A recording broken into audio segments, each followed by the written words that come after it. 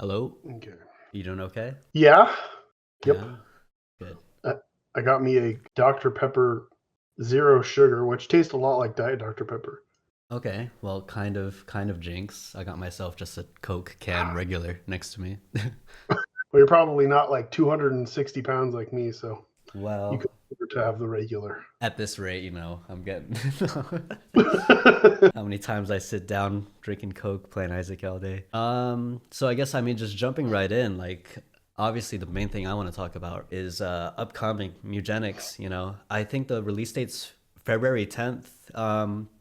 Do we have a set price? Is it like gonna be 30 or 40? Is that like something we actually know? I don't We know. haven't locked it completely down yet. I'm sure we're going to officially announce it. But I Hmm. mean, it's the goal is to have somewhere where people aren't upset, and we're Right. making 6 years of work worth the time. Right. I So mean, I would support it. Yeah, that makes sense. Totally. not 40, but not 20. So we'll figure it out. Okay. All right. Yeah. That makes sense. So, going in then, do you have a favorite part about making Mewgenics so far? One sec, I got a burp. Oh, that's a big one, dude. I might have to reciprocate. Let me drink another. I gotta sip real quick. We'll see. 30 minutes in? I don't know. More coming. Um, maybe you'll get some as the night goes long. There'll be Right. there'll be there'll be more sounds. Um, what was the question? No, I don't even remember. Hold on, let me see. Okay, I Okay. was talking about some dumb shit. Hey, what's your favorite part about making the game so far? Like, what's the best part? Like, what's been driving the passion? I mean, it's fun to play. Right? Um, Okay, that's great. That's the best thing you could possibly say, right? I think like for a while, I would say like I mean, quite honestly, I've enjoyed every bit. Like it's a long like if you can like 6 years is a long time, man. Yeah. The longest dev schedule that I've ever had was 4 years, and that was for Legend of Bumbo, and that was sucked. Like Right. the last year of development was not fun, and it just went on too long. And then you put it to something like the original Binding of Isaac was like 3 months, and then I think like Super Meat Boy is almost 2 years, and this is 6 years. So it's like you always worry that it's not gonna carry you. The excitement's not going to carry through the game, and there's a lot of ways to like design your schedule to keep it exciting. Kind of like you would design a game where like you want to keep people going and excited about playing, so you keep kind of pulling them further and further away and showing them new things. So I try not to over design so I can do that. But for the longest time, I'd said that like every aspect is really fun, and game design is probably the most fun. But I think I could safely say at this point, it's playing the game is the most fun aspect now. Right. It's probably Okay. because the game's basically done though, and Yeah, that's yeah. kind of what I'm doing. Like I'm trying to 100% the game, but it's I'm not going to. I don't think I'm going to be able to do it. Right. I think I saw somewhere you were like 250 hours and you're closing in, but that's about Yeah, I'm like like that's longer than Rebirth, that how long it took that me was back in the day. that's just to beat the game. I Oh. did beat the game. I beat the game at 270. Holy, Um, wow. but we've got a few testers who beat the game um, at two. We have what Florian. So Florian's about to beat the game. Hmm. He's actually pulled back because I want him to see the cutscenes. There's two cutscenes for the ending that aren't in yet, and I want him to see those. So I'm like, just pause because we'll have them in a week, and then you can beat the game. So he's poised. If he wanted to right now, he could beat the game, and it would probably maybe take him another 5 hours. And I think he's at 265 Oh, hour wise. okay.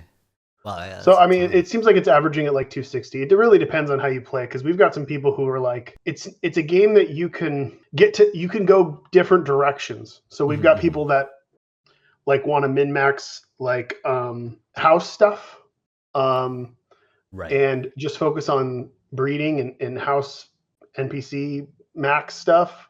There's people who like will hyper focus on Act One and try to do every little thing in it. There's people who focus on side quests and upgrading your house and filling it with furniture. There's people that want to just fucking sprint to the end. And then there's people who will do things that I can't talk about. That's so interesting then. Okay, so I guess in terms of like development. This okay, so we're obviously not in the same lines of work, but I guess tied by IP in a way. Yeah. But I find this interesting then because I know a long time ago you were juggling so many projects. And for me, I record and I edit and I make the thumbnail and I do the title and I do basically everything every single day, Mhm. all the time. And it's gotten to the point where I have an argument. I like argue. She's like, you have to take a break, and I don't take breaks, right? And so I'm curious, how do you juggle that? Especially you have kids, and I don't know. I might have kids one day. We just had a conversation today about having kids. I don't know.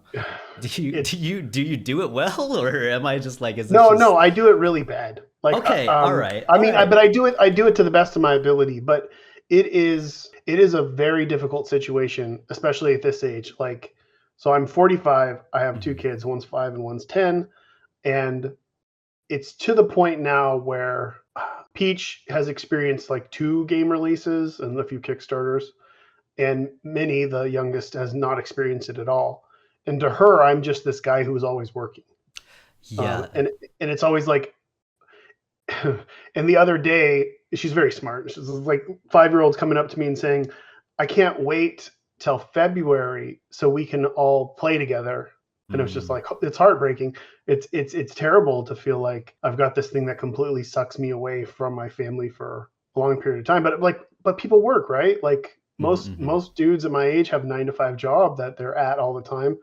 But the big difference is like you, like our work doesn't end. Yeah, Like it's very interesting, and I almost feel it coming where it's like I know that's gonna be the end for me, where I'm just gonna be that guy, but I hate the idea of it, right? But it's almost like I don't know, creatively, responsibly, like I almost feel like I want to do it, even though I know it's almost self-destructive. You know what I mean? In a sense, it's I don't know. It sucks, and I think it's something that a lot of guys share. right? And it like I talked to Meat Canyon Hunter in the Yeah. same like, and that dude is like working like constantly. But he reminds me so much of me when I was younger. You know, when you're Hmm. younger before you have kids, this is when you do this, and you do it. This is my motto. You do it to the point of divorce, but you don't cross the line. Yes. You pull back. You pull back. You make sure you're paying attention, and you make sure you don't lose sight of the actual important things while you're diving. You know, for the white whale. You know, Right. it's you got to do what you got to do, and it sucks that there's just and people are like have issue with that of the whole like I'm killing myself Yeah, to yeah. provide and to make a career and whatever else, and you shouldn't do that. But I mean, I don't see how else you do it. Like, I don't think it's realistic because you're competing against fuckers who are doing the Who same are doing thing. it, right? They're doing it, so you Yeah, stop, and then immediately yeah, you're outdone. you have to like Yeah, it's you so have to weird. do it. But I don't know. It's a Well, I guess it's cycle comforting, like right? anything. For me, it's like okay, well, it's good to know that like we're all just trying to do our best for I all of hope that. I Yeah. hope this ends in February and I can focus on family stuff and really help out and be a more uh, in reality father Hmm. Hmm. who can take himself away from the thoughts that haunt him as the day goes by. Like, I'd love to be able to just turn my brain off, but in order to do that it requires like some really like to relax. I need to play a really heavy board game or video game. Like, I need Mm. something that just drains my thoughts so I'm not thinking about work in order to relax, because even though I like what Yes. I'm doing, it's still stressful to have my brain in like overdrive, constantly trying to be like, how can I make this better, and how can I, who can I test with, and where can I go next with this, and who can I talk to. It's just a constant flurry of thoughts that are only like put out by something that can take my focus completely. And if not, I'm just like not there. Even though I'm playing with the kids and trying to do whatever, it's hard for me to let go enough to be in the moment. Yeah. No, I totally get that. And honestly, in the same sense, I'm the same. Like when when I'm like stressing out on work, I that I feel like I can just like completely turn off the brain is I play games. And that's funny because I play games for as work, so it's like I try to Yeah. make that divide, right? And I play my favorite game for work, so I have to find more incredible games. And I thought that was interesting because like for me personally, the only real board game I ever play is actually Four Souls. When I have friends over, That's I'm like, funny. you guys are gonna love this. This game's awesome. But I don't actually play any other board games. So I recently beat Link to the Past, and I every single time I saw something that had anything even a little bit Isaac related, I pointed at the screen. I was like, wait. Do you have any other games that have really inspired your game design, or do you feel like you can kind of pull from yourself at this point? Yeah, I mean, for sure. Like, I always thought of myself more like, not literally, but like a Quentin Tarantino when I approach, like, Quentin Mm-hmm. Tarantino's not doing anything completely unique. He's remixing things from his childhood that he really loved, like the way films are written, and then he's scrambling them around and making them his own.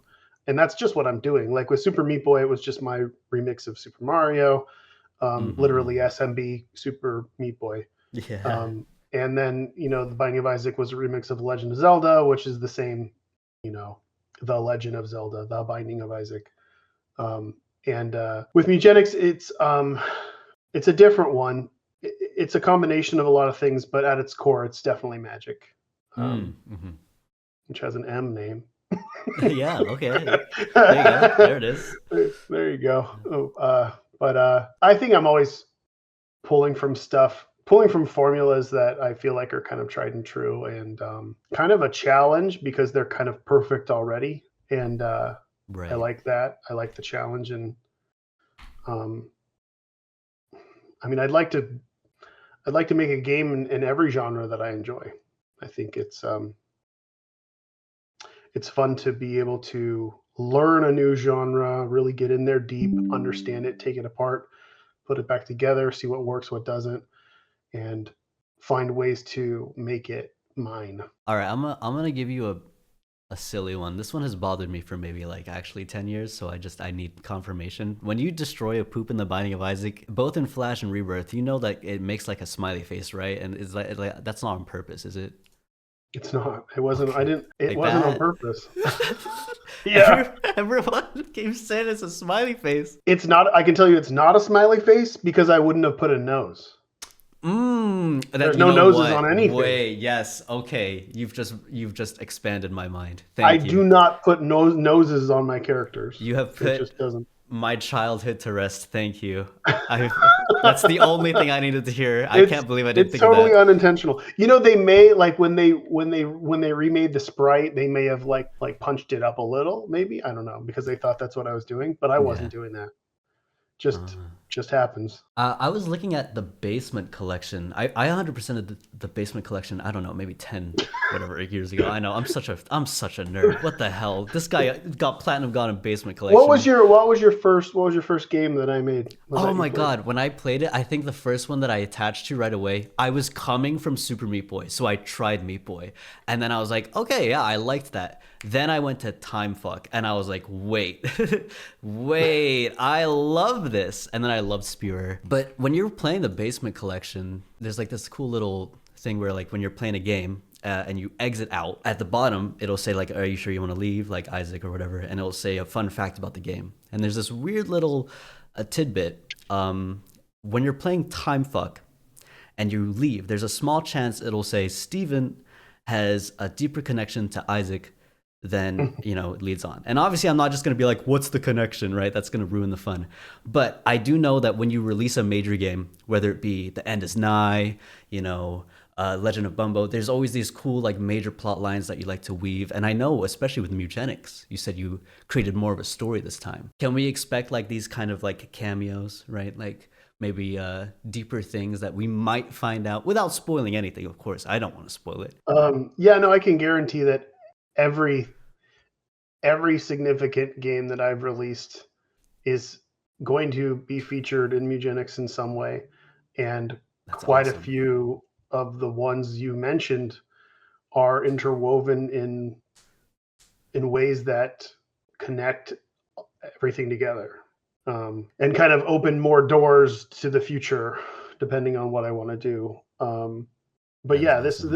this was my way of like filling in plot holes while leaving 100 more. But yeah, I think Mewgenics.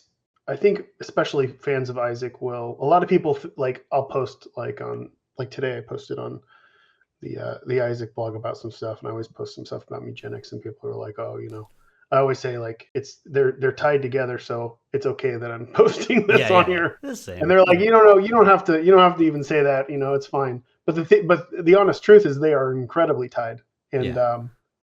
uh, and I think people will enjoy how. I mean, in a lot of ways, I might, you know, in a DLC or whatever, even explore Isaac 2 within Eugenics in some weird Wow, that's abstract way. crazy to hear. But it's Eugenics is, like I said, it's tying it all together, but it's also laying the groundwork for something bigger. Yeah, So that's all. I mean, yeah, that's kind of what I expected. I don't know why, like, I had that idea, but like just the way that you were like kind of showing off the game, I had that idea, but just hearing it from you is crazy. the fun thing is a lot of people, some people will go in, like, because we get a lot of testers and stuff, and of course, a lot of people have played my other games, they know my games, Mhm. and they'll message me and be like, "Oh my god, I can't believe this," and then I'm wondering to myself, like, I wonder if nobody else has noticed this, and it's just because the other people didn't see it, because some of it's tied to a rare result of an event of 200 events, you know, and each of Mhm. those events has 4 possible choices, and each of those choices has 4 possible results. So there's lore within Yeah, yeah. within the hidden corners of the game that are just there for people who care, or like some random fucking nonsense bit of dialogue that somebody says. People will pick up on that and they'll be like, "Oh, I see what you're doing," and they'll do it like right off the bat. They'll like call the whole game like within the first 20 hours because of some little bit of dialogue that they heard somebody say. So Okay. that's neat. It's kind of a neat. It's neat to see it because it feels like it's alive. It feels like someone's exploring this actual town and talking to the residents and getting weird information and piecing things together. Oh, I just feel like I'm gonna have a field day with the way you just described that. That sounds awesome. Okay, so I mean, talking about other games then, because you also mentioned other games. A game that I don't really hear being talked about too much. I feel like it's your most underrated. The End is Nigh. First of all, that game's way too hard. What the fuck? I have actually had it at 199% for so long because I can't do the Tower of Ascension, and that pisses me off. I've done the Tower of Ascension once. Okay, well there you go. I mean, you've just answered my fucking question. I was gonna say, do you actually do your hard challenges? I guess that you're just better than me, so I am gonna have to put that on my bucket list. Oh, okay. Well, I have done it. That no, that's like I didn't want to release the game until I beat. So I have not 100%ed the All Stars cart, right. Yeah. but I've gotten very close to it. I have not done Deathless at all, but I don't do those. I don't do those achievements.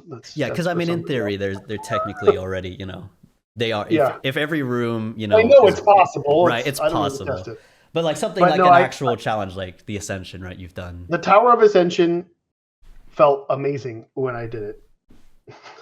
And that's I and bet it did. then Okay. but yeah, no, I would agree. I do think that is an underrated game, and I think it's underrated for a reason. I feel like if I did the legwork that I do for my other games Mm, when it came out and more people knew about it, I think more people would know about it. I mean, that's just the fact. Like, yeah. Yeah. I didn't do any press. I didn't talk about it. And I didn't talk about it because I felt like I would start crying if people asked me the right question or the wrong question Mhm, about what's going on in this game, because I was just not mentally okay at that point in time. mhm. But in the end, like looking back, I feel great about it. I absolutely love what we did. I think it is purposefully stupidly challenging. Like, I understand why not everybody likes this game, because it is purposefully too hard. Like, it purposefully pushes the player into questioning if they should be wasting their time on this, which Mhm. is a stupid thing to make a game about. But I felt like I needed to, so I did, and I think I think me and Tyler did a really good job. I think it is my top 3 games: Mewgenics, Binding of Isaac, and The End is Nigh are the top ones for me. I mean, yeah, I'm the same. I think that's my second favorite. So I mean, once after I play Mewgenics, it'll probably be up there too, right? I love that game absolutely. You know, that's interesting.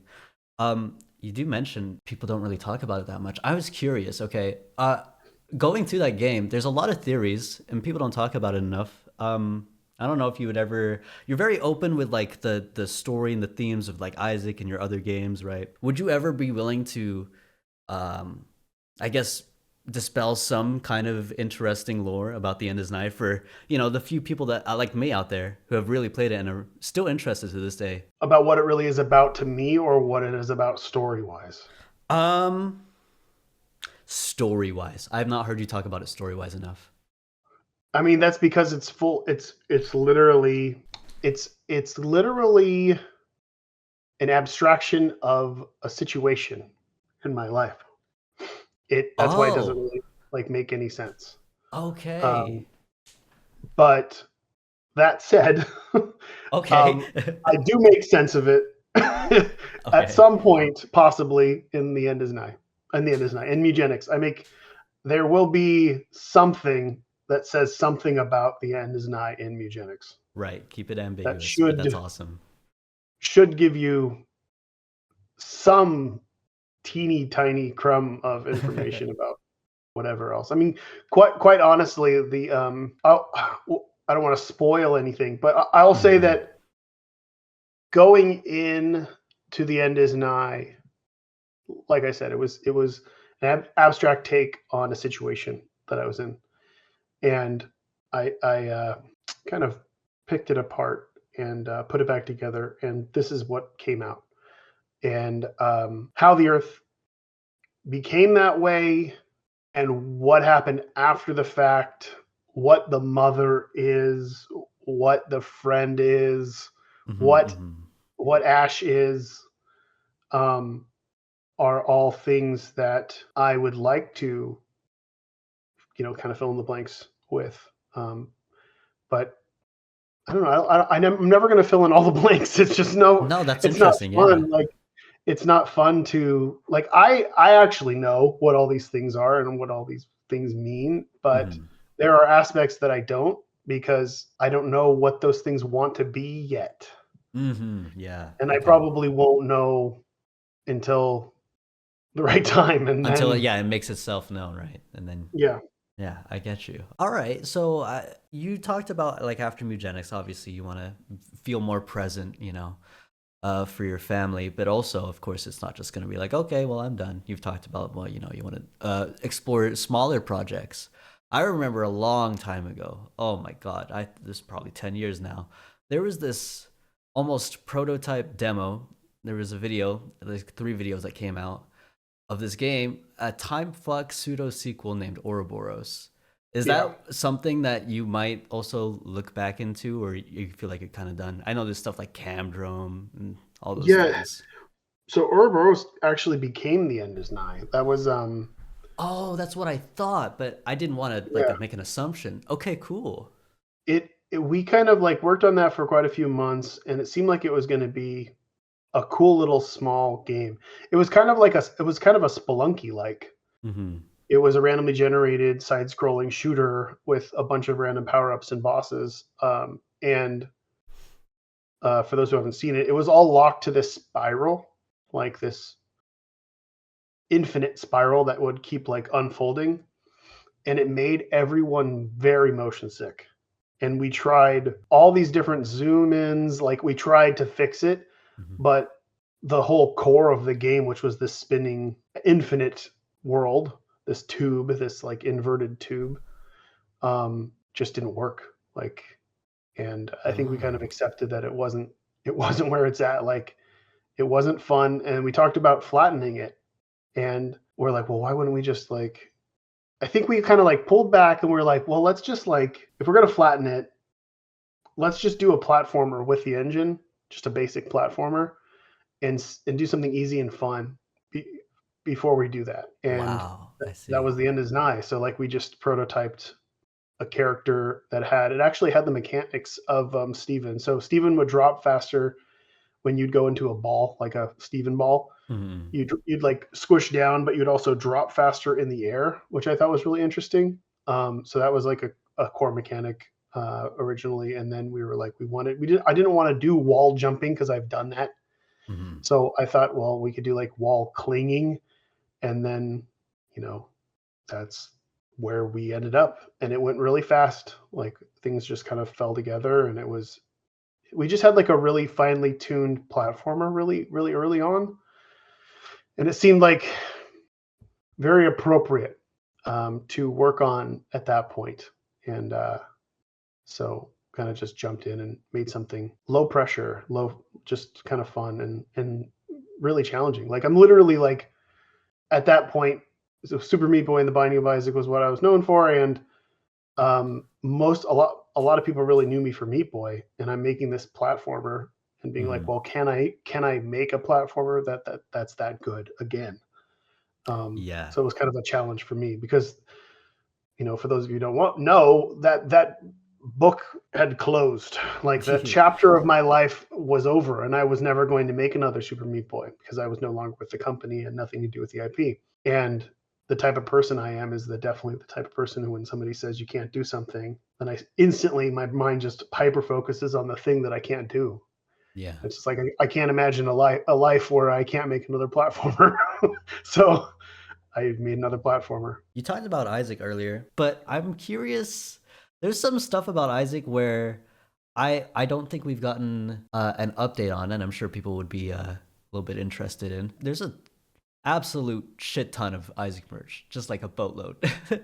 Yeah. And I know that there's a couple things that you've been like floating the idea of from here and there, and I was just kind of curious on your current thoughts on that kind of thing. I know you've been thinking about things like an Isaac art book, Yeah. as well as, I mean, I'm just going to cut to the chase. Is the Isaac pinball machine happening? Am I putting that in my home? I would I mean, it's a personal goal for me. It's something that I want to really focus on. Okay. Once Mewgenics is done, like I would love for that to be my next big project because it's what I want to do. Like it's a bucket list item that needs to be made, even if I have to fucking fund the whole thing myself. Yeah. Okay. Um, this is the hard part. So for those who don't play pinball, pinball is a sport that is mostly sold to people that are in their late 40s, early 50s to 60s. Yeah. And these people don't know what the fuck Binding of Isaac is, let alone a video game. Like it's just like the I don't think, okay, if you could imagine, there has not been a video game IP like in any mainstream sense ever since original Mario, and that was a bad pinball machine from like the early 90s, late 80s. So all major pinball places do not touch video games for whatever reason. Like the tide will turn. There's a rumor, and the rumors are usually true. Mhm. With pinball, there's a rumor that somebody acquired the rights to do a Cuphead pinball machine. Um, if that happens and it's a success, that really helps the chances of Binding of Isaac 1. Yeah. Yeah. There is a very obscure, very specific, like modular pinball machine. I forget what the name of it is, but they did a Portal pinball machine. It's very low numbers. I've never seen it in real life, but that helps. There's a rumor that Halo is going to be one of the next pinball IPs, but these are like, that's a huge IP. Mhm. But the fact that like there's no Pokemon and there's no official Mario or Legend of Zelda or anything like that, like shows you that the people that are controlling the money when it comes to these machines do not think that the demographic of anyone younger than 40 gives a shit about pinball machines when it comes to video games. Like they just don't play video games. So maybe in 5 years it'll be more viable. But I've talked to 3 major pinball places. Mhm. 2 of them, the biggest one was very polite, and they said, we're doing like big mega movie IPs from the 80s. Mhm. That's our focus, or like fucking Disney, and thanks, but it's not going to happen. And then a startup that recently is going real hard in 80s IPs, and they've been making bank and doing really well. they also said no, that they're not going to be focusing on video game IPs. And I'm trying to talk to another one that's smaller, and they have not returned my calls or emails. So it's like it's really fallen on deaf ears. So I'm gonna have to figure it out for myself. If anybody listening knows somebody somewhere, all it takes is somebody who's young, who understands. Like, I can throw numbers at these people, and if they listen and believe me, I can sell these things. You only need to sell 500 pinball machines in order to be considered a success in this business for a short run limited edition game. And I'm quite positive I could do that. So will it happen? I mean, yes. It's a bucket. Yeah, it's a bucket list item that we're gonna make it happen. I like Fortnite, right? That was crazy. I can't believe that happened. Yeah, I know. I mean, the cool thing too is Tyrone's a pinball player as well, and he has pinball machines, and he wants to make a Binding of Isaac pinball machine. So it's like we got two people with a good amount of money to throw at this project to just simply fund it ourselves if needs be. But I also am like a stickler, and I really want to make a good pinball machine. I also want my hands in it when I want to work with a designer who does the architecture of a pinball machine, but I want to be able to help with the game design and try to innovate pinball in a way that hasn't been done to, make it an actual project. But I mean, I'm a pinball player, so I can just fucking talk about this bullshit constantly. No, you're good. I mean, I can see myself falling under that. Okay, let's circle back to something a little more silly again. Here's something that's also bothered me for like actually 12 years. The fortune teller has always had like fortunes that are either, in-game help, right? There's seeds, Easter eggs, maybe external references to stuff. And basically everything has been solved as like either it's like a fuck you, you're fat, or... Yeah, I saw that one recently. People were like very upset. Yeah, I didn't write that one. That wasn't me. I don't know who did that. There's only one that I don't think anyone has ever figured out what it means. If it means anything, can you just let me know if this was just like you were just, I don't know, fucking around one day and you just decided to write this? See if it's even me that wrote it. What maybe. It was there's 3 versions of it actually. It's follow the zebra, follow the dog, follow the cat. It's fucking Tyrone writing bullshit. Okay. All right. That's it. That's the confirmation we needed. There you go. It's fucking bullshit. Understood. I did all the original ones, and I don't know if you can even figure out which ones are the original ones anymore. Look to La Luna, which is like Mortal Kombat. Yeah. Secret. You will die alone. I think that was me. Okay, well, I'm sure everyone wants to know, right? What are the thoughts on? Obviously, this is way in the future, but it almost feels like every single time this conversation gets brought up, it almost feels like the conversation gets more brought up more now than ever when it comes to the potential sequel of The Binding of Isaac, right? I can't even imagine it in my mind or what it could possibly be. You could change the entire formula, but I almost feel like it would just play the exact same in a sense. But what I find interesting is that when Repentance came out, you kind of moved some ideas from what you thought was going to be like used for Isaac 2, which was the Tainted Characters concept.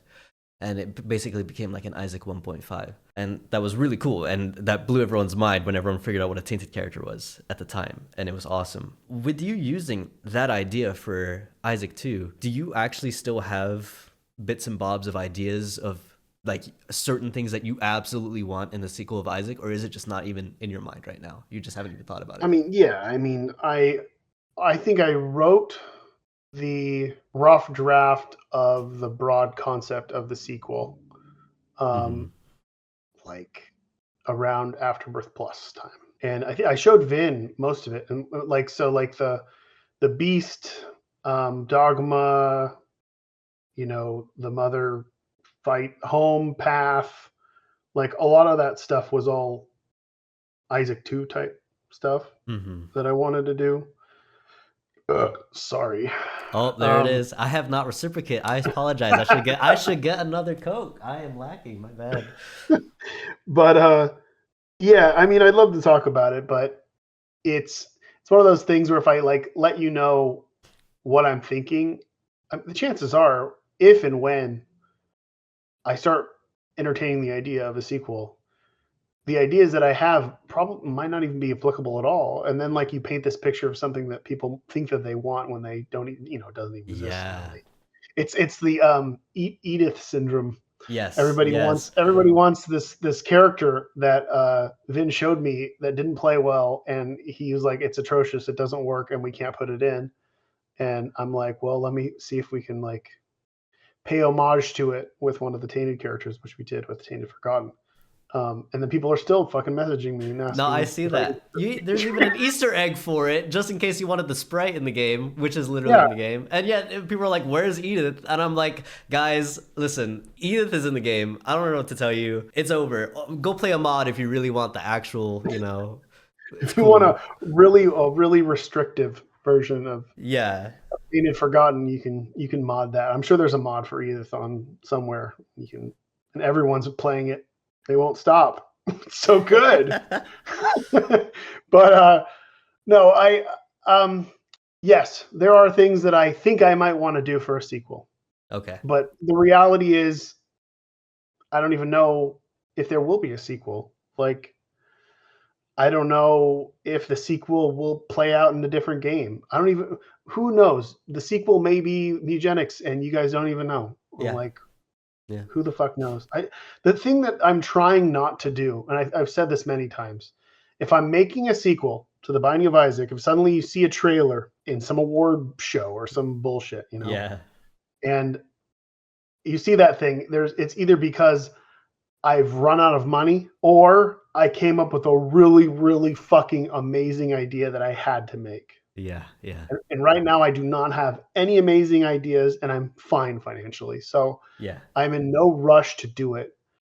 And I don't know. I don't want to fucking do it a disservice. You know what I mean? Like, no, I feel like the game, I would just much rather work on little updates than do a full sequel. Like, you know how hard it is to do. Like, it was hard enough. So in order to surpass The Binding of Isaac when it comes to content, just, items and whatever else, it took me 6 years to make Mewgenics, which has more, right? Mm-hmm. And I don't want to work on another project for 6 years. I'm going to have to go further than that, like for a sequel. Like, I don't want to do that. I don't want to do that. It's not fun in the slightest for me. Like, it seems like hell. So there might be a time where I want to, or I have an idea, like I said, but I don't know. I think the game is what it is, and I'm not that type of developer, man. I don't know. Like, I hear you all. I understand. I like the game too. You know what I mean? I keep telling people, like, guys, Isaac is in such a healthy spot. Just like let it simmer. We get updates. You know how lucky we are? The thing you may want might suck. And that would fucking suck. I feel like it's not like I don't have it in me to do it, but I definitely feel like I don't have it in me right now to ride the creative wave of something like an Isaac 2, because I feel like it'll be a lot of the same shit right now. If you sat me down and said, you have to make The Binding of Isaac 2 right now, it'd feel a lot like what you're playing. You know what I mean? I think I would just it would be like a Spelunky 2. I would remix what's there already, and maybe that's what people want. I don't really want to do that. Mm-hmm. You know what I mean? No, yeah. I would love to spend. It's the same situation where people are like, "Are you going to fix Delirium?" And I'm like, wouldn't you rather me spend that time on a new character? Isn't that way more exciting? Like, you don't want that. You want like actual content, not fucking bullshit. It works. It's fine. It's whatever. And it's the same way with a sequel. Like, would you guys rather me do something that's just going to be like, all right, more of this, or would you like something completely different and totally new, but it has the potential to be cooler or at least different than what you're used to? No, yeah, absolutely. Like when I fought the Beast the first time, I was like, this is insane. I have never seen anything. I didn't even conceive this in my mind for Isaac, right? That was different, And I don't even go to the Beast that often, but it's nice to have that as an option. You know what I mean? Just to have that different gameplay, I hope that a lot of the love for Isaac and a lot of people who dig Isaac can dive deep into Mewgenics, and hopefully it can put out that fire a little bit, and then you can come back to Binding of Isaac when you're done and keep playing Yeah. it. Like everyone does, like everyone seems to perpetually do. Just back to Isaac. Well, I mean, closing off there. I mean, I don't want to waste too much of your time. I guess we could just ask one final thing. Right there, you were just talking about it. What is your, I guess, the most exciting thing for you when you're releasing not even just a game, but specifically Mewgenics? Is it like we talked about it earlier. You want to see people toy with it, experience it. It feels alive, right? Is that kind of the Yeah. idea? Is that the most exciting thing for you? Of releasing it? Yeah, of Or just the releasing. game? Yeah, releasing a game. Oh yeah. Like and I know that Tyler can share this sentiment, but I think we both are incredibly excited about watching people play. Yeah. It's really exciting to hear, like when I get messaged by testers or whatever and they're telling me where they're at. It's really exciting. It's exciting to see how different their experiences are than other people, and the stories that they tell me, and the crazy shit. Like I had an unnamed tester Hmm. message me last night saying, "Oh my god, look at what happened!" And they showed me a picture of one cat. All the other cats are gone. One cat, and literally every possible tile is filled with an enemy, elite, flea. And I'm like, what the fuck happened? And he's like, I'm so fucked. Like I had the greatest run ever and I'm just screwed and I can't recover. And then he messages me and said, I did it. I somehow What the like I fuck? somehow dug myself out of this hole and I survived. I was able to tank most of the attacks and I was able to kill off these things with using these strategies. But like the him describing how he got himself into that mess, which was like this combination of disorders and playing in a way where he thought that he was going to be charming all of these things and keeping them, but they just turned on him because they saw him as an enemy because Hmm. they all are insane. They're like literally insane fleas that are on his side, but then just see him as the enemy. Um, was like, I didn't even fucking know that was a thing. I didn't That's know. awesome. Like, Yeah, that's never awesome. seen that. No fucking clue. That is Like, he so had to piece sick. it together for me to understand like how he got into that situation. And and it's just constant. So it's like watching people play and like seeing all the crazy shit they come up with. Like, this is a game that was built for Isaac players that like to try to strategize. Like with Isaac, you only have so much strategy, like a Hmm. couple dice rolls, right? Yeah. Like you can pivot and buy this item out of four items in a shop, or try to min max in order to get what you need in order to get a secret room or whatever else. But you're kind of just flying by the seat of your pants and maybe get a few re rolls here and there. It's Eugenics has the same kind of depth, except you can choose like you're drafting. Like you Hmm. get every level up is four options, every shop has multiple options, and not only that, you get to plan ahead. So you can like imagine if you had started with you could like imagine keeping an item or two in Isaac and then starting the next run with a selected item with a selected character. It's like you Hmm. could easily strategize around that because there's synergies that could be seen with specific. It's like, oh, I've got a battery. Oh, now any character that starts with an item, that's a good combination to start with. It makes you more powerful. It's like, well, imagine that times a billion because you've got 900 fucking items in Mewgenics and you've got 1,200 plus abilities and a shitload of classes, and you get all these little Lego blocks to Hmm. fuck with to build out this system within each character, and then you get to draft your way into crazier and crazier combinations. And it's really neat. It feels kind of like building a deck or drafting a deck, at least in Magic. Hmm. Um, and I'm really excited to see how people play the game because I know that there are a bunch of play styles that that are so niche that don't exist with the play testers.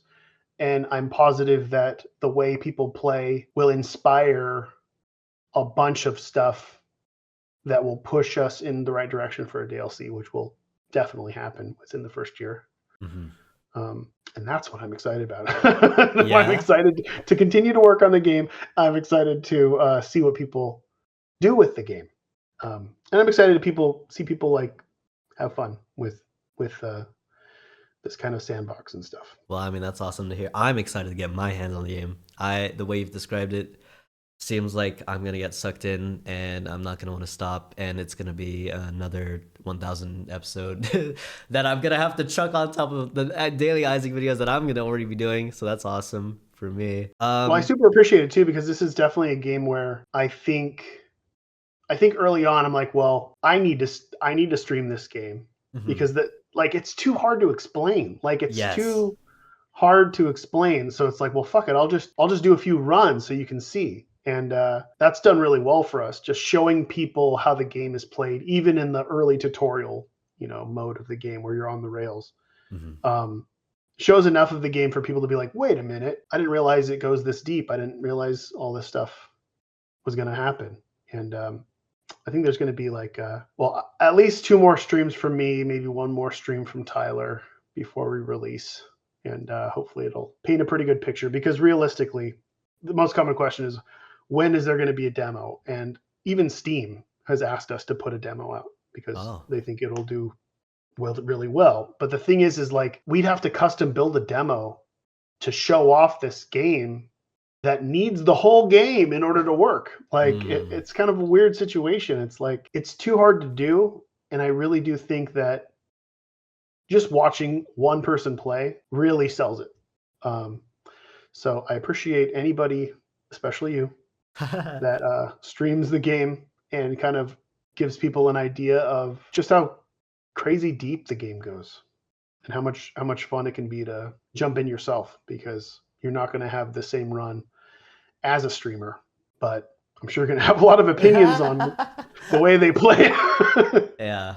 Oh boy, don't even get me started. Well, is there anything you want to say signing off? Like, you want to, I don't know, plug anything? Is that anything? I don't really even do that. I don't say subscribe. You know what? Actually, go subscribe to Edmund Mcmillen, because I think I saw one time that he said it would be cool to get the YouTube plaque. Go help him get the YouTube plaque. Go ahead. What am I at? You're at like 88, I think. Dude, we could get that done by the time I upload this. There you go. Don't subscribe to me. Subscribe to him. Wouldn't that be funny? Like for yeah. I'm sure there's probably other people that I thought it would be really funny to have that plaque. Like, I'll put it in my office. Yeah, you just need 10K. That's an award. We could do that. Yeah, dude. 10K is what I need. All right. Hopefully maybe that could happen by launch. 2 more videos. Videos. The majority of my videos though were just like me and my wife fucking around like 20 years ago, like driving around town and doing nonsense right now. It's super low res. Like, you can see the real Guppy there. There's some videos of Guppy and a bunch of weird shit that I felt like doing back then. Well, I have a question for you. Oh boy. Oh lord. Did you want to meow for Mewgenics? Yeah, sure, I can meow. I mean, that's gonna get taken out of context. Yes, I will meow. Not now, but yes, I will. Sure, absolutely, I'm down. Okay, I'll send you the information on how to meow. Do you think you can purr? Can you do purr sound? Oh, I can purr. Okay, good. Because did you know? I found out. Fun fact. Yeah. After getting 1 billion people to do all these cat sounds, which are specifically, it's happy, sad, normal, angry, impact sounds of being hurt, like oof, off, like that sort of stuff. Yeah. Hissing, purring, dying. So that's the whole set, and we need like 3 to 5 of each of them. And the most common thing in the world, it's like I would say like 30% of people, maybe 25-30% of people, they cannot purr at all. No matter how hard they try, it just doesn't happen. And my answer is always like, because they'll just be like, I didn't do purr because I couldn't do it. I'm like, no, well, we need it. So do a sound, and we'll use it as a purr. So there's like fucking fart sounds. Purr. Yeah, so it's like fart sounds. There's like weird gurgling sounds, like somebody gargled. I will. I'm not gonna go half-assed. I'll at least give you a purr. We just need more. We need more ladies. They're scarce. Yeah. It's like I think we're up to like 100. 100. You could have Barbara Crampton's voice pitched low, and then you could have a little boy cat that could be you with her pitch, except it's your voice. Yeah. Yeah. which is really fun because you get these like really low voiced cats and coupled with a low voiced person, and then you get this like like this echoing, like I remember going, what the fuck am I hearing? It just sounds like this like really low gargle of like Oh, I'm gonna love it, dude. Okay, yeah, we'll get on that. Okay, well, yeah, thanks for everything. I don't well, wanna thank waste your you. time. I appreciate your dedication.